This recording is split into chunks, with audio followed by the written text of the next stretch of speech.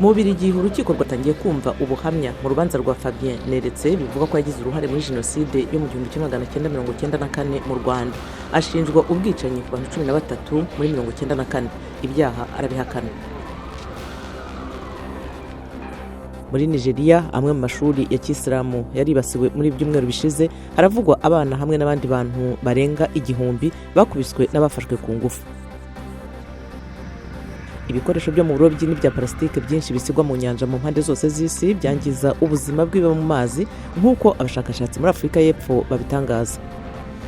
Igihugu cya Uganda muri uku kwezi kizatangira kuvugurura imihanda ya gari ya moshi ishaje, bizatwara byibura miliyoni 265 z'amadolari. Naho Minisitiri w'Intebe wa Sudani Abdallah Hamdok yasuye Darfur kuri wa gatatu, yizeza abatuye intara y'Uburengerazuba kuzasana ibyangijwe n'ubushyamirane bwamaze imyaka 17.